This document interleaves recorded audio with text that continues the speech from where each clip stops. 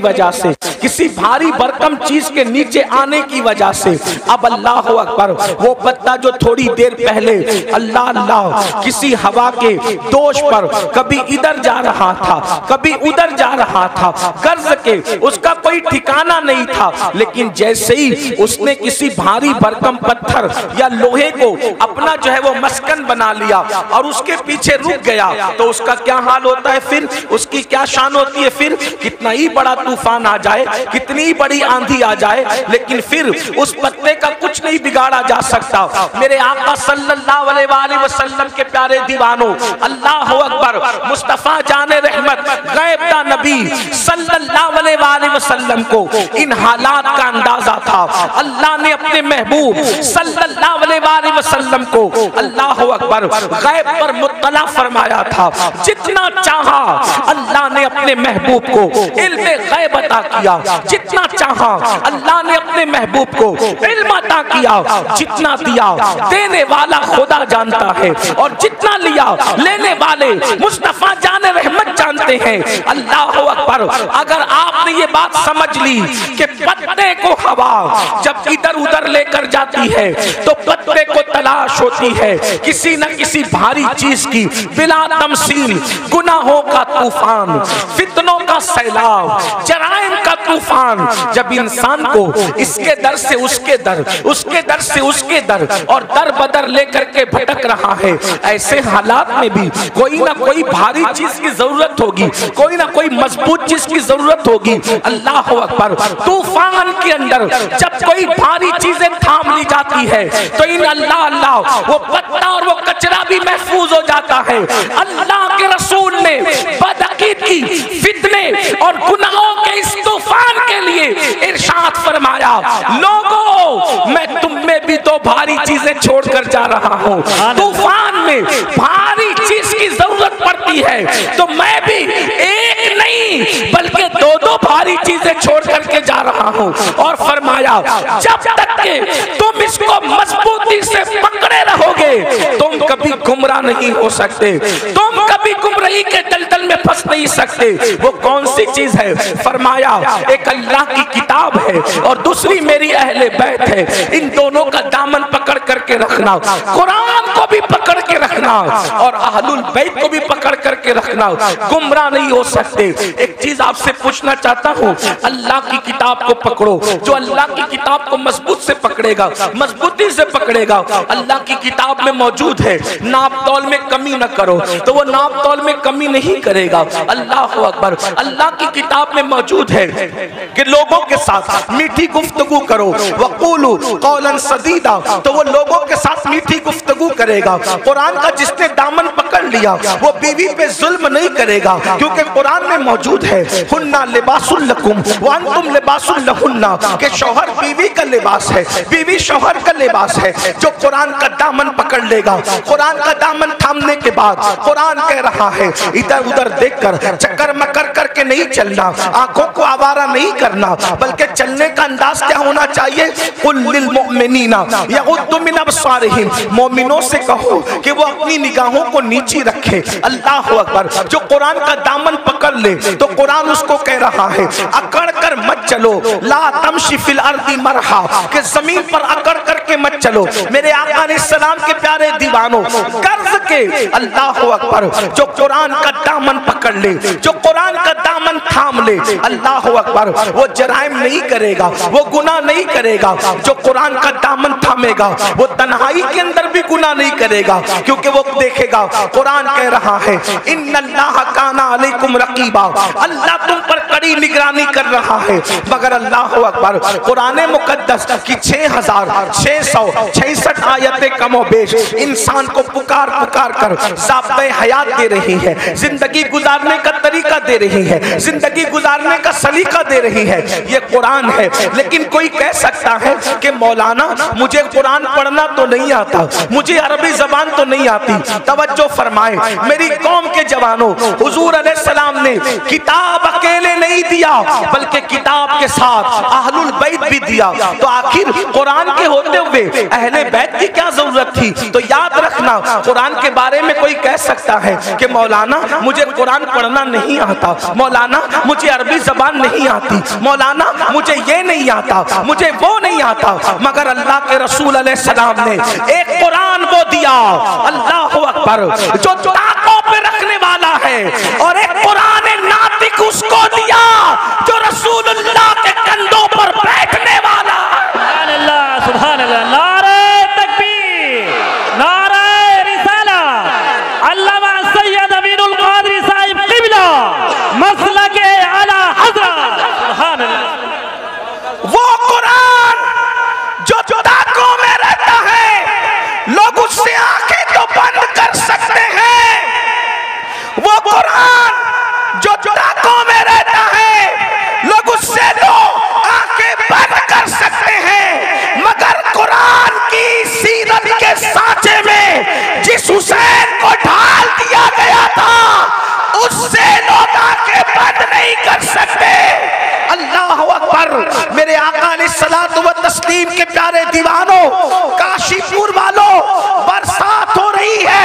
आप पहले से हजरत मौलाना हमारे जो नाजिम साहब हैं, उनके हाथ पर आप वादा कर चुके हैं कि इंशाअल्लाह आप मैदान छोड़कर नहीं जाएंगे, इसलिए कि आप हुसैनी हैं और आप साबित करेंगे, आप साबित करेंगे हुसैनी पानी रुकने पर भी मैदान छोड़कर नहीं जाता और पानी आने पर भी मैदान छोड़कर नहीं जाता।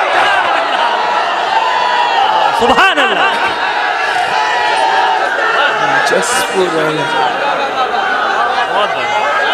जिंदाबाद, जिंदाबाद, जिंदाबाद, सुभान अल्लाह।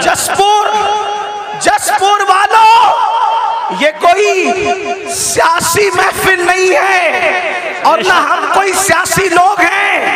हम लोग तख्त ताज के उसूल के लिए महफिलें सजाते हैं और मखदूम सिमना के गुलाम तख्त ताज को ठुकराने का हौसला रखते हैं। सुभान अल्लाह, नारे तकबीर, नारे रिसाला, अल्लामा सैयद अमीनुल कादरी साहब मखदूम सिमना। यहाँ पर उलमाए किराम और सादात किराम, मुफ्तियान निज़ाम भी मौजूद हैं। सैयद साहब, सैयद यासीन बापू हमारे बड़े भाई भी इस महफिल में तशरीफ लाए। और एक बात याद रखना, बाराने रहमत का नुज़ूल से दिल छोटा मत करना। बुजुर्गों ने फरमाया, जब किसी नेक काम पर बारिश हो जाए, समझ लो कि वो काम अल्लाह ने तुम्हारा कबूल कर लिया है। जसपुर वालों, महफिलें मुनक्किद हुई है, होती रहेगी, लेकिन आंखों से देख लो, कहा जाता है कि रहमत बरसती है। अब तक न दिखने वाली रहमत देखा था, अब दिखने वाली रहमतों का नुज़ूल देख लो। ये इमाम आली मकाम का सदका है। तो जल्दी जल्दी में अपनी बात पूरी करूं, इसलिए कि आपको ज्यादा इम्तिहान में नहीं रखा जाएगा, आपको ज्यादा आजमाइश में नहीं रखा जाएगा। हजरत मौलाना हाशिम काशीपुरी साहब से उनका खिताब सुना, हजरत अल्लामा जाहिद रजा नूरी साहब किबला और मुफ्ती साहब किबला, सब लोग यहाँ पर मौजूद हैं। आप जरा तवज्जो फरमाएं, वो कुरान, तवज्जो करें, वो कुरान, तवज्जो करें, वो कुरान। लोग कहते हैं करबला इतने शब्दों मत से बयान करने की क्या जरूरत है, करबला इतनी तफसील से बयान करने की क्या जरूरत है, करबला की तशहीद करने की क्या जरूरत है। हो गई शहादत, हो गई शहादत, हो गई, बात खत्म हो गई। एक बात आपसे कहूं, किसी की शहादत पर तवज्जो करें। आप चुप रहे सब लोग, अरे कोई किसी को कुछ ना कहे। अब कोई किसी को कुछ नहीं कहेगा, जो जिस हाल में उसी को उसी रहने दो। आप भी बैठ जाए, बैठ जाए, सब बैठ जाए। बस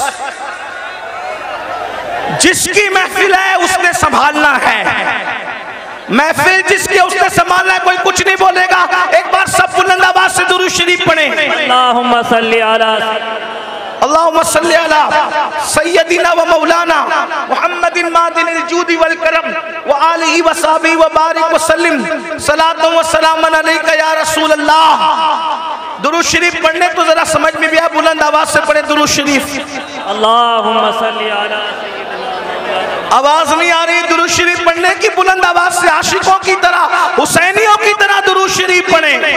अल्लाहुम्मा सल्ली अला सय्यदिना व मौलाना मुहम्मदिन मादिनिल जूदी वल करम व आलिहि व सहबिहि व बारिक व सल्लिम सलातो व सलामन अलैका या रसूल अल्लाह सल्लल्लाहु तआला अलैहि वसल्लम। तो अर्ज ये कर रहा था, आखिर ये बात होती है कि इमाम अली मकाम की शहादत इतनी शद्दो मद, इतनी तफसील, इतनी शरो बस्त के साथ क्यों बयान की जाती है, आखिर इसकी जरूरत क्या है? तो मैं आपके सामने अर्ज करूं, किसी और की शहादत पर भी तो ऐसी निशानियां रूनुमा नहीं हुई जैसी निशानियां इमाम हुसैन की शहादत पर रूनुमा हुई। जो वो इमाम बहकी रहमतुल्लाह अलैह अपनी किताब में लिख रहे हैं, तारीख व खुलफा में इमाम सुयूती लिख रहे हैं, आईने क़यामत में उस्ताद ज़मन लिख रहे हैं, सदुल फाजिल सवाने जो वो सवाने करबला में लिख रहे हैं। क्या लिख रहे हैं कि जब इमाम हुसैन की शहादत हुई तो इमाम हुसैन की शहादत के बाद आसमान से खून की बरसात हुई, आसमान से खून बरसा।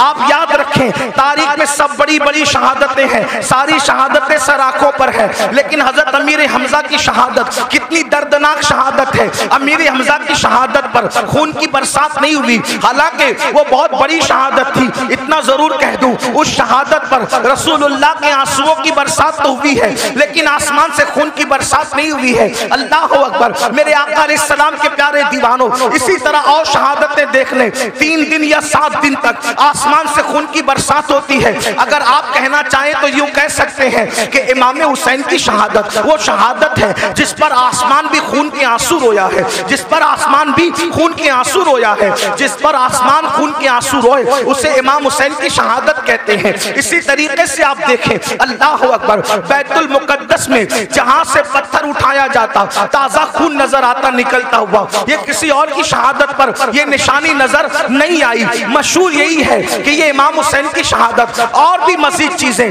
जो वो सूरज को गहन लग गया, तारे आपस में टकराने लगे, दिन के वक्त रात का समा नजर आने लगा। इमाम बहकी के ने इसको बहुत तफसील के साथ जो है वो लिखा है। इसी तरीके से इमाम सुयूती ने भी लिखा है। लेकिन अब आपसे पूछना चाहता हूँ, आखिर इमाम हुसैन की शहादत पर इतना जलाल, इतने गुस्से का इजहार क्यों किया जा रहा है? एक और हदीस सुन ले जो सियाह सित्ता में मौजूद है। हजरत सैयदना अब्दुल्ला इब्ने अब्बास रदी अल्लाह तआला अन्हु इरशाद फरमाते हैं कि मैं सो रहा था, मैंने क्या देखा, अल्लाह के रसूल सल्लल्लाहु अलैहि वसल्लम की जुल्फें बिखरी बिखरी है, हुजूर की जुल्फें बिखरी बिखरी है, आंखों से आंसू जारी है, और हुजूर अलैहिस्सलातु व तस्लीम के दामन पर जो है वो अल्लाह अकबर गर्दो गुबार हुजूर के दामन को बोसे दे रहे हैं। ये तो नहीं कह सकता कि दामन मैला कुचेला हो गया। खुदा की इज्जत की कसम, जिसके दामन की इस्मत ने पूरी कायनात को पाकीज़गी अता फरमाई है, वो दामन मैला कुचेला कैसे हो सकता है?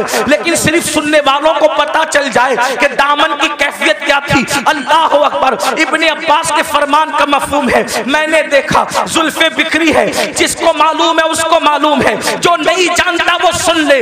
मुस्तफा जान रहमत की जुल्फे कभी नहीं बिखरा करती थी। लोग सोते हैं तो सोते में आदमी के बाल बिखर जाते हैं, लेकिन ये मेरे नबी का मोजज़ा है, सोने में भी हुजूर की जुल्फे कभी नहीं बिखरा करती थी। बहुत तफसील से मैंने इसको कई मकाम पर बयान किया। आज वक्त बचाने के लिए तफसील नहीं पेश करता, सिर्फ इतना इजमाल पेश करता हूँ। हुजूर की जुल्फे क्यों नहीं बिखरा करती थी? वजह ये थी, बद्र ओहद का हंगामा भी हुजूर की जुल्फों को नहीं बिखेर सका। अल्लाह अकबर। खंदक और खैबर की मुसीबतें भी हुजूर की जुल्फों को बिखेर नहीं सकी। मगर अल्लाह अकबर, क्यों जुल्फे नहीं बिखरती थी? तो मेरे इमाम कहते हैं, शान है पंजे कुदरत तेरे बालों के लिए, कैसे हाथों ने सवारे हैं तुम्हारे गेसू। किसी के बाल मां संवारती संवारती है, किसी के बाल बाप संवारता है, किसी के बाल भाई बहन संवारते हैं, किसी के बाल वो खुद संवारता है। लेकिन हुजूर की जुल्फे वो थी, शाने पंजे कुदरत ने उनको संवारा था, कुदरत के हाथों ने उन बालों को संवारा था। इसलिए बद्र हो, उहुद हो, खंदक हो, खैबर हो, हुजूर की जुल्फे बिखरा नहीं करती थी। मगर अल्लाह अकबर, बद्र उहुद के हंगामे, खंदक और खैबर की मुसीबतें जिस रसूल की जुल्फे को बिखेर न सकी, आज अब्दुल्ला इब्ने अब्बास कहते हैं हुजूर की जुल्फे बिखरी बिखरी है, हुजूर के दामन पर अल्लाह अकबर गर्दो गुबार बोसे दे रहे हैं, खून के छींटे हुजूर के जुब्बे पर है, हुजूर अलैहि सलाम की दाढ़ी आंसुओं से तर है। मैंने पूछा अल्लाह खैर करे या रसूल अल्लाह, खुदा आपको वो दिन न दिखाए अल्लाह अकबर जिसमें आपको तकलीफ हो। या रसूल अल्लाह, आज आपकी दाढ़ी बिखरी है, आज आपकी जुल्फें बिखरी है, आज आपकी आंखों में आंसू है, आज आपके दामन पर खून के जो है वो आसार है,